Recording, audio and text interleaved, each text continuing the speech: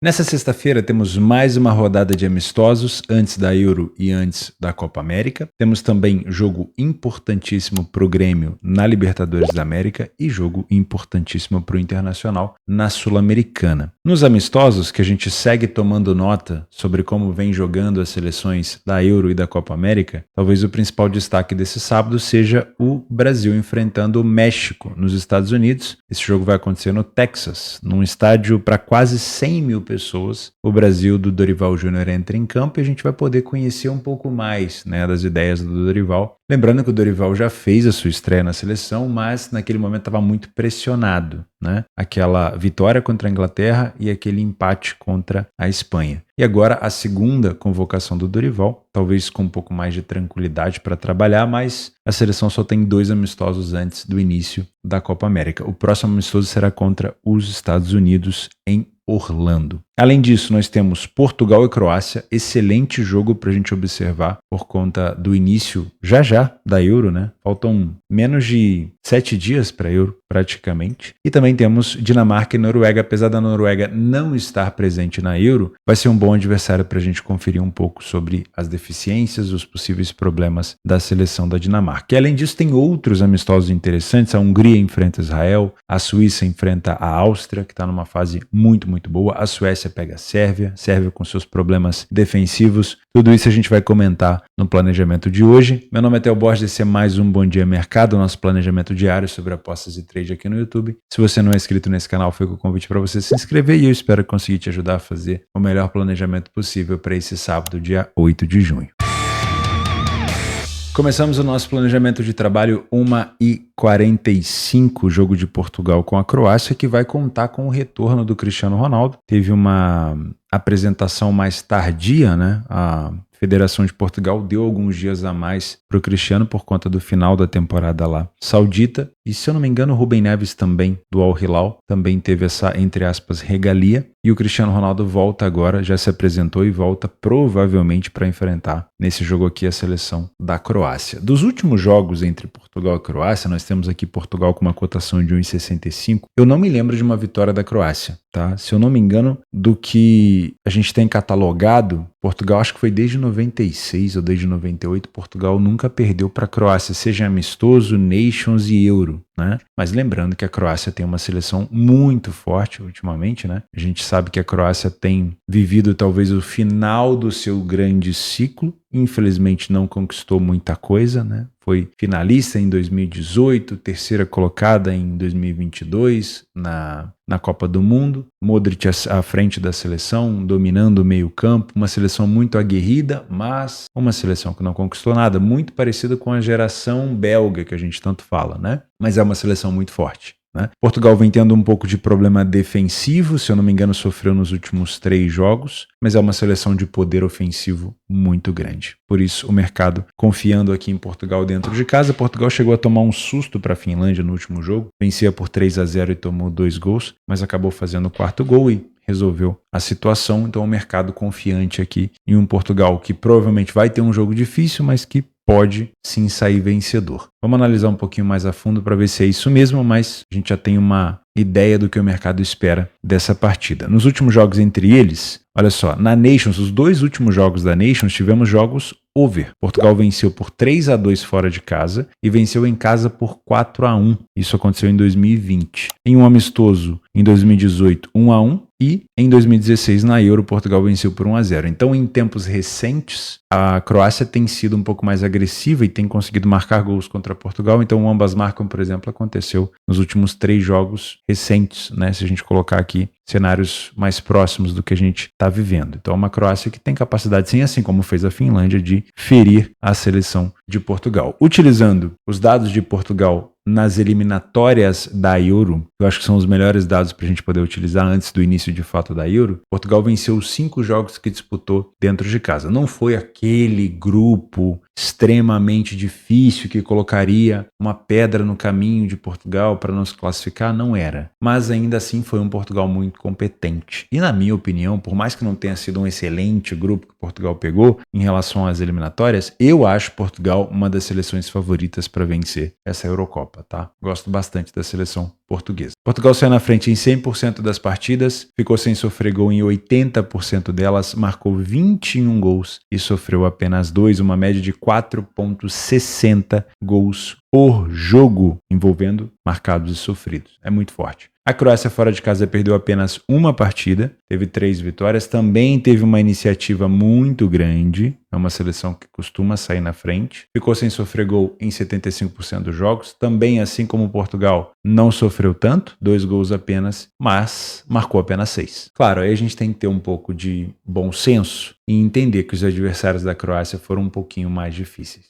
Mas ainda assim é uma seleção croata que foi um pouco mais abaixo em relação à parte ofensiva. O time de Portugal precisa de 2 finalizações a menos no alvo para marcar um gol, então mesmo que Portugal esteja numa situação complicada, sendo um pouco mais apertado, Portugal pode nos contra-ataques ser bastante letal. Portugal teve um primeiro tempo muito forte, assim como a Croácia. No primeiro tempo a gente não pode discutir, mas o segundo tempo de Portugal é muito forte e a Croácia tem uma queda bem forte, principalmente no número de vitórias, tá? A Croácia não foi uma seleção que abusou tanto da bola aérea, Portugal sim. Portugal marcou muito de cabeça, mas aí tem, de novo, a questão do bom senso. O grupo que Portugal pegou nas eliminatórias foi um grupo mais acessível. E, obviamente, as seleções mais acessíveis enfrentando Portugal em Portugal fazia o quê? Recuava. Chamava Portugal para cima, deixava a bola com Portugal para tentar segurar um empate, que não aconteceu. Portugal venceu todos os jogos. Mas qual que é a melhor forma de você enfrentar uma equipe pequena ou com uma qualidade técnica menor e não ter espaço para penetrar? Ou você vai finalizar de fora da área, ou você vai tentar uma jogada individual no drible, ou você vai alçar a bola na área para tentar buscar gol de cabeça. E foi muito assim que Portugal encontrou os caminhos da vitória. Os jogos de Portugal tiveram over 2,5 em 80% deles. Já os jogos da Croácia, pouquíssimos jogos tivemos o over 2,5, porque foi uma seleção que economizou no número de gols marcados e acabou sofrendo poucos gols. O time de Portugal dividiu muito bem o número de gols marcados, os momentos dos gols marcados. Não dá para listar uma situação, um momento de Portugal mais marca ou mais sofre, porque também sofreu pouco. Já a Croácia parece ser mais agressiva no início. Então observar esses primeiros minutos da Croácia é interessante para saber o comportamento que a equipe pode ter por aqui. Dá para perceber que fora de casa a Croácia adotou um comportamento muito mais reativo. Pelo índice de escanteios é fácil identificar isso. E Portugal, como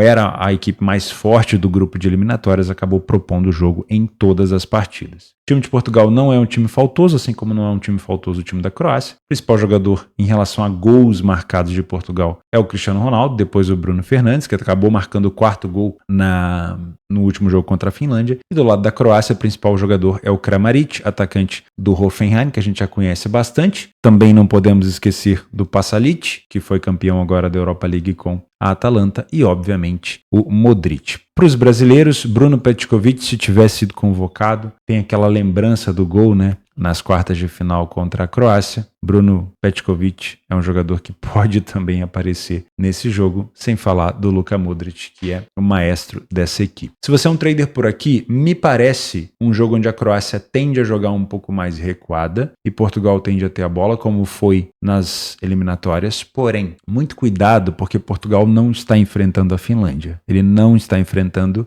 seleções frágeis. Portugal está enfrentando uma seleção muito forte e que sabe fazer um bom jogo sem bola. E se preciso for, consegue ter a posse de bola também. Assim aconteceu contra o Brasil, por exemplo, naquela Copa do Mundo. A Croácia era dita como não favorita, que não teria tanto a bola. O Brasil, e olha que o Tite gosta da bola, né? O Brasil acabou tendo uma dificuldade muito grande de segurar o meio-campo da Croácia. A Croácia teve bola, conseguiu segurar bastante, né? Diminuir a pressão do Brasil na marcação. Então a Croácia, com os seus homens de meio-campo muito inteligentes, conseguiria sim tirar um pouco do ritmo do jogo. Mas eu consigo ver essa Croácia jogando de maneira um pouco mais reativa. Então Portugal com a bola não é um critério de superioridade para mim nesse jogo. Eu preciso de um pouco mais. Preciso de uma defesa da Croácia tendo dificuldade para poder segurar os dribles, as jogadas individuais. Preciso de um Portugal recuperando a segunda bola para não deixar a Croácia progredir no contra-ataque. Aí sim eu acompanharia o mercado aqui, trabalhando contra a Croácia ou a favor de Portugal. Fora isso, ficaria de fora. Se você é um Panther, é sim favorito Portugal, mas eu não arriscaria uma cotação dessa nesse pré-live. eu olharia uma cotação um pouquinho mais alta. Até porque a Croácia também é um time de iniciativa e pode surpreender Portugal aqui saindo na frente do placar, tá? Não duvido nesse jogo de um ambas marcam, não duvido mesmo, tá? A possibilidade aqui, uma cotação próxima de 2, não duvido. Eu sei que Portugal sofreu poucos gols nas eliminatórias, mas ainda é um jogo de teste, ainda é um jogo amistoso e a Croácia tem condição sim de marcar por aqui, tá? E gosto, se esse jogo já tiver, por exemplo, 2-0 para um dos dois lados, de pensar no cenário de mais um gol, talvez no segundo tempo. O 2,5 no pré-live não tá com uma cotação ruim, principalmente em relação aos últimos jogos entre eles, que foi bem aberto. Mas eu olharia com mais carinho para essa questão de espaços depois do primeiro gol, para entender o comportamento das duas equipes. Se Portugal estiver na frente e a Croácia partir para cima, aí o 2,5 ainda no 1-0 pode ser interessante. Agora, se a Croácia ainda ficar mais retida, ou se a Croácia sair na frente, mas não quiser contra-atacar tanto, eu esperaria o segundo gol. Seria, por exemplo, 2-0 Portugal ou 2-0 Croácia. Me faria olhar com mais carinho para esse 2,5, nesse caso, para buscar apenas mais um gol, tá bom? Eu acredito numa vitória de Portugal porque ofensivamente, na minha opinião,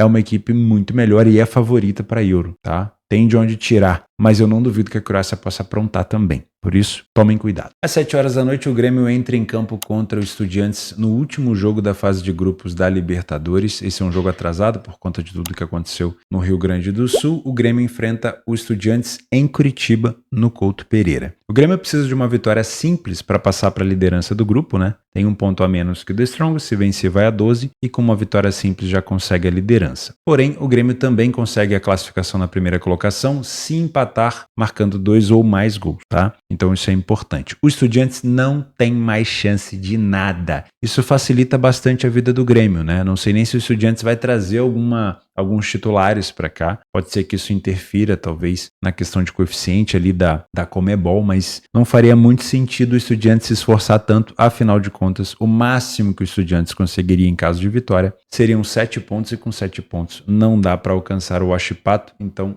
o Huachipato já está classificado para a Sul-Americana. Então o Grêmio precisa de uma vitória simples, mas também se classifica com um empate marcando 2 ou mais gols.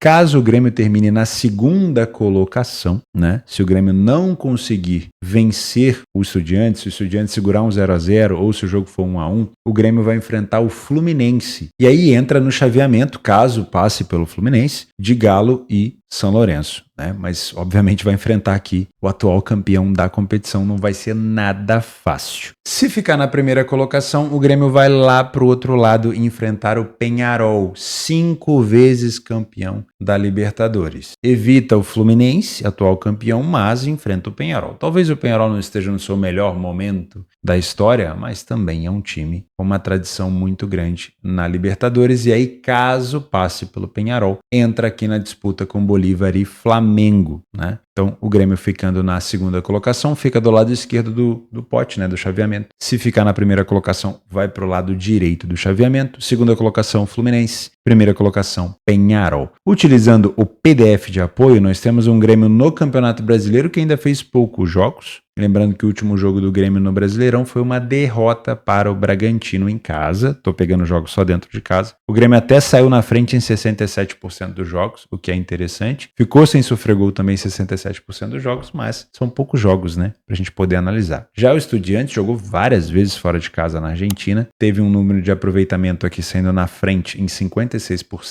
É um número bom, porque já tem uma quantidade de jogos maior. Porém, fora de casa, o Estudiantes não vem conseguindo ter uma sequência tão boa. 2 vitórias aqui, mas o último jogo foi derrota. 3 derrotas nos últimos 5 jogos e apenas 3 vitórias nos últimos 8 jogos. Então não é um Estudiantes assim tão forte. Somado a isso, você tem um Estudiantes já eliminado. Eu acho que o grande problema do Estudiantes aqui nesse grupo foi ter perdido para o Grêmio, que estava cheio de garotos no primeiro jogo, né, que fez em casa, e também ter perdido para o Huachipato por 4-3. Não que o Huachipato seja horroroso, porque o Huachipato venceu o Grêmio também em Porto Alegre, mas vencer os Estudiantes lá por aquele placar foi realmente muito estranho, vamos dizer assim, né? O Grêmio faz um primeiro tempo mais organizado em relação a vitórias, mas é um Estudiantes que também consegue marcar bastante gol. No segundo tempo, o Estudiantes é melhor ofensivamente, porém, de novo, uma quantidade de jogos disputados muito melhor. Eu prefiro nem utilizar a estatística aqui para a gente não se influenciar tanto. Para mim é um jogo para a gente conferir os primeiros 15, no máximo, ali, estourando 10 minutos de jogo. Por quê? Eu quero verificar o comportamento dos Estudiantes. É um Estudiantes que vem com um time misto, que vem com um time titular, que vem com um time reserva. Essa é a primeira informação que eu quero. E dentro de campo, é um Estudiantes interessado em quê? Em só se defender, em buscar algum jogo ofensivo, alguma agressividade, porque qualquer coisa diferente disso, se for um Estudiantes completamente desinteressado, dá para ficar de olho sim em alguma coisa a favor do Grêmio ou contra os Estudiantes. Lembrando que é muito melhor você, mesmo enfrentando um time do Peñarol que é 5 vezes campeão, que tem bastante história na Libertadores, é melhor você evitar um confronto brasileiro. A gente sabe hoje que os brasileiros têm um poderio financeiro muito maior em relação aos outros times sul-americanos, então seria de muito bom tom para o Grêmio ficar na primeira colocação desse grupo, tá bom? Então eu venho para tentar buscar algo contra os Estudiantes, principalmente se eu identificar que o Estudiantes não está afim de jogo. Outro jogo importante no cenário sul-americano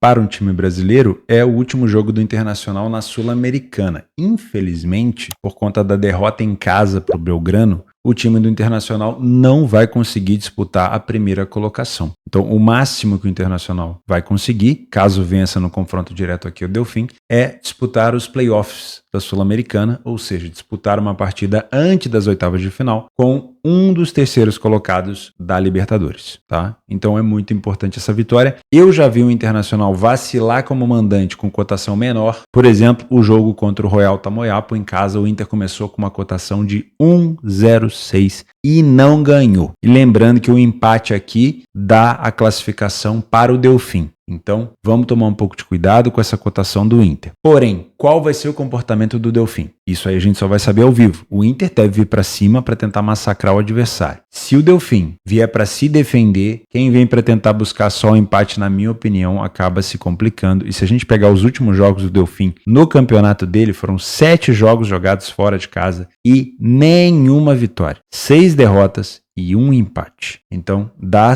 com 14 gols sofridos. Então, dá sim para pensar numa situação, se você é um trader de um back favorito aqui, a equipe do Inter, na minha opinião. Principalmente se o Delfim só estivesse defendendo e aí ficar aquela progressão de ataque um atrás do outro do Internacional. Se o Delfim vier para um jogo mais agressivo de contra-ataque, aí eu tomaria um pouco de cuidado, mas eu não acredito tanto, tá? Se você é um Panther, cuidado com essa cotação do Inter. O Delfim pode sim fazer um bom jogo defensivo e tentar segurar o time do Internacional. Mas é aquela coisa, água mole, pedra dura vai batendo, uma hora pode acontecer, então você pode tentar buscar uma cotação um pouco mais alta no segundo tempo. O fato é que o potencial desse jogo abrir para gols é alto, porque nós temos um Internacional muito competente, tecnicamente falando, não foi tanto na Sul-Americana, mas é um time muito bem montado, na minha opinião, tem bons jogadores, melhores do que o do Delfim, e se o Inter sai na frente cedo, o Delfim não tem mais o que fazer a não ser buscar recuperação, e aí o contra-ataque do Inter pode ser letal, tá? Então esse jogo com o Internacional na frente é o cenário de caos perfeito pra gente pensar no cenário de gols. Eu não duvido com o Inter na frente de 2,5 gols por aqui, tá bom? Pra gente finalizar, temos o Brasóvia, né? Enfrentando o México nos Estados Unidos, mais um amistoso do Brasil nos Estados Unidos, né? Como pode jogar tanto por lá e vai jogar num estádio, se não me engano, no Texas, para mais de 100 mil pessoas. A capacidade do estádio. Não sei se vai ter tanto interesse assim, se vão lotar de fato. Talvez pelo fato de ser México e Brasil, né? Tem muitos imigrantes mexicanos nos Estados Unidos, também tem muitos brasileiros por lá, então talvez sim. Talvez esse estádio esteja completamente lotado. Isso é interessante, claro, para o ambiente do jogo. O Brasil ainda está numa fase de novo trabalho, né? O Dorival Júnior teve, acho que 2 jogos antes com a seleção brasileira. Deixa eu ver se eu não estou falando besteira. Exatamente, o Brasil, depois de perder para a Argentina, estreou com o Dorival contra a Inglaterra e venceu a Inglaterra, e depois empatou com a Espanha num jogo maluco, né? Cheio de pênalti, e acabou tendo um penal ali com o gol do Paquetá no finalzinho. Então, é um Brasil ainda no início do trabalho, não vamos esquecer disso. Provável escalação aqui que eu tô vendo seria Alisson no gol, Danilo, Militão, Marquinho e Wendel, João Gomes, Bruno Guimarães ou Douglas Luiz. Pelo visto, João Gomes é uma carta já dentro do baralho. Bruno Guimarães ou Douglas Luiz seriam a dúvida. Paquetá, até o momento confirmado, mesmo com tudo que está acontecendo aí em relação ao problema do Paquetá. E na frente, Rodrigo, Vini e Endrick. Uma frente, né, uma parte ofensiva muito, muito veloz. É uma seleção brasileira que começa a 1,50, então muito provavelmente aqui a gente tende a ver um Brasil jogando um pouco mais com a bola, com um pouco mais de vontade. O México fez um amistoso recente agora com o Uruguai, perdeu por 4-0. 4-0. Destaque para o Darwin Núñez, né, que marcou 3 gols, um hat-trick, e também tinha feito um amistoso contra a Bolívia, que venceu por 1-0. O último jogo oficial do México foi na CONCACAF Nations League, na final, chegou à final, e perdeu para os Estados Unidos por 2-0. Então,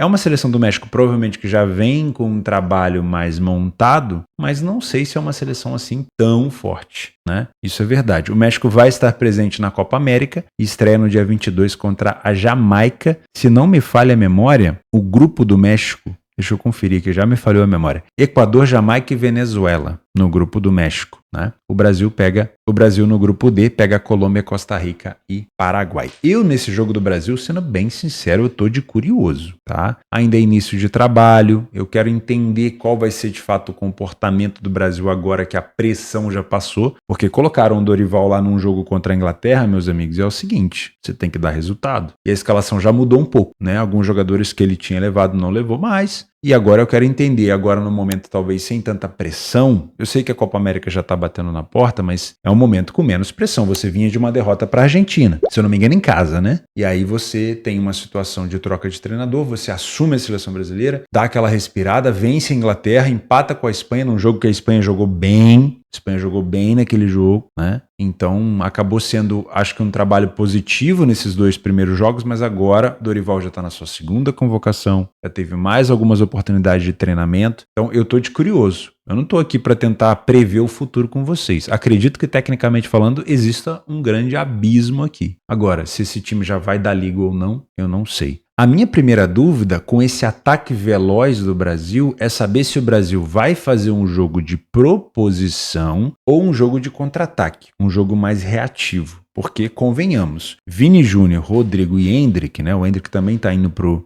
Real Madrid, são jogadores que atacam o espaço com muita facilidade. Não são jogadores na parte ofensiva que vão te ajudar tanto na questão de propor o jogo, a não ser que você jogue com uma linha mais alta, levando o seu meio-campo, a sua qualidade de meio-campo, lá para perto da área do adversário. Aí sim, você pode colocar o Vini Júnior ali plantado do lado esquerdo, fazendo jogada individual, o Rodrigo do lado direito, fazendo jogada individual. Aí sim. Agora, tentar fazer um jogo com proposição sem que os seus jogadores de meio campo e defesa subam a linha, acaba sendo difícil. Então, a minha dúvida é essa, se vai ser um Brasil que vai tentar chamar o México para cima para jogar com velocidade desse trio ofensivo e veloz, ou se vai ser um Brasil que vai subir as suas linhas, empurrar o time do México para trás para tentar fazer esse jogo mais propositivo. Qual que é o risco de cada um deles? Você chamar o México para cima, jogar de uma maneira mais reativa, você, obviamente, tem a sua possibilidade de contra-ataque, mas você chama o seu adversário para o seu campo. Então, você permite algumas vezes finalização, você pode ter algumas jogadas bem trabalhadas ali entre as linhas, é sempre um risco. Agora, se você propõe o jogo, você tem muito mais posse, você dificulta a vida do seu adversário, tenta recuperar a segunda bola da maneira mais rápida possível, porém, pode oferecer o contra-ataque. Lembrando que alguns jogadores da frente não fazem tão bem assim a função de reposição. Então, isso vai sobrecarregar o meio-campo com o Bruno Guimarães, com o João Gomes. E aí faz muita diferença se é o Douglas Luiz ou se é o Bruno Guimarães, porque o Bruno Guimarães é um pouco mais mordedor do que o Douglas Luiz. E João Gomes e Bruno Guimarães juntos são realmente ali uma dupla de meio campo que conseguem roubar a bola, na minha opinião, com uma força física, uma imposição um pouco maior. Então, talvez uma opção para os dois, caso o Brasil jogue propondo o jogo com linha alta, seja interessante. Brasil bem, propondo o jogo com linha alta, com posse, recuperando a segunda bola e não permitindo o contra-ataque do México, Theo estará por lá contra o México, sem dúvida. Agora, Brasil não sabe o que quer, não sabe se propõe, mas também não sabe se recua para contra-atacar, fica um jogo morno no meio campo, só tentando ligação com Vinícius, com Rodrigo, com Endrick, vou estar de fora. não é uma superioridade clara, não é o que todo mundo está vendo, então eu vou ficar de fora, né? Vou sempre buscar situações de leitura bem claras. Não pretendo trabalhar contra o Brasil porque eu sei da letalidade que pode ser os contra-ataques com o Vini Júnior, que tende a ser o melhor do mundo, a não ser que, na minha opinião, o Bellingham ganhe a Eurocopa com a Inglaterra, aí vai ficar difícil, ou pelo menos vai ter briga, né? Mas é muito difícil ficar contra o Brasil com o Vini Júnior, Rodrigo e Endrick sendo tão velozes assim, lembrando que a defesa mexicana não é isso tudo, tomar 4 gols do Uruguai, e olha que o Uruguai joga de maneira reativa, acaba sendo um risco muito grande trabalhar contra o Brasil. Os últimos jogos entre eles, tivemos aqui em 2018, na Copa do Mundo, 2-0, provavelmente o Shoa no gol do México ainda, hoje em dia não é mais o goleiro Shoa, e depois em 2015, num amistoso, 2-0 para o Brasil também. Né? É um jogo ainda de início de trabalho do Brasil. Então eu só vejo esse jogo abrindo assim para over se o Brasil, por exemplo, fizer 2-0 e conseguir ter espaço para contra-atacar. Eu não estou vendo o México enfrentando uma seleção brasileira na frente do placar e buscando contra-ataque. Eu estou vendo o México um pouco mais fechado. Tá? Então o México na frente não me interessa para gols, mas o Brasil na frente faz com que esse 2,5 fique um pouco mais atrativo. Principalmente se o cenário de 2-0 aparecer, porque aí já é um México que é amistoso mesmo, já tomou 4 do Uruguai, está tomando 2 do Brasil, vamos que vamos. E aí, provavelmente a seleção brasileira pode ter espaço para poder contra-atacar. O que atrapalha em amistoso? Substituição. Às vezes você tá vendo um time se armando, tá contra-atacando muito bem, piriri, pororó, e aí, substituição, sai 5, entra outra rampa de 5 e aí muda tudo. Então, é bom tomar um pouco de cuidado, principalmente, né, nessa questão de você buscar over limite, over à frente no segundo tempo, porque tem muita mudança. E aí, quanto mais mudanças, mais muda também a parte tática ali, mais muda a questão de velocidade dos jogadores. E é sempre bom a gente estar em cima ali, olhando, para não acabar se iludindo, né? Às vezes numa situação que valeria a pena você buscar um over limite, você acabou entrando num 2,5, num 3,5, se encheu de expectativa, o jogo miou, né? Então o cenário bom para trabalhar gols mesmo é aquele cenário de um Brasil 2-0, na minha opinião, ou com 2 gols de diferença na frente, tá bom? E eu acredito, um Alisson no gol, gosto do Alisson, numa seleção brasileira tentando não dar espaço para o México. Acho que além de vencer, é tentar não sofrer aqui, tentar fazer primeiro com que a defesa do Brasil seja uma defesa sólida para depois pensar no cenário ofensivo. Então eu não vou pensar no cenário de ambas marcam agora, tá? Mas durante o jogo, você vendo que o Brasil está cedendo muito espaço, não sabe o que quer, aí pode ser interessante. O México chegando com bastante perigo, o ambas marcam pode ser sim uma situação muito boa. Eu acredito numa vitória do Brasil por aqui, mas tentaria buscar uma cotação um pouquinho mais alta. Vamos às nossas opções de jogos extras aqui no Radar Esportivo. O único jogo que eu separei para back favorito é o Delfim com o Inter, né? O Inter contra o Delfim, porque eu acho que aqui é uma pedra cantada em relação ao cenário do jogo. Agora, se o Internacional vai dar espaço ou não para os contra-ataques do Delfim, não sabemos. Lembrando que na própria Sul-Americana, o Atlético Paranaense teve dificuldade jogando, propondo o jogo, e os contra-ataques foram letais. Se eu não me engano, foi do Danúbio, né? Acho que era Danúbio e o Ameliano. Posso estar falando besteira. Jogos extras pra gente aqui, ó. Dinamarca e Noruega. A Noruega não está na Eurocopa, como eu falei, mas é um bom jogo para testar aqui a Dinamarca. Lembrando que o Haaland vem de um hat-trick no último jogo. Com quem foi mesmo? A Noruega jogou contra o Kosovo.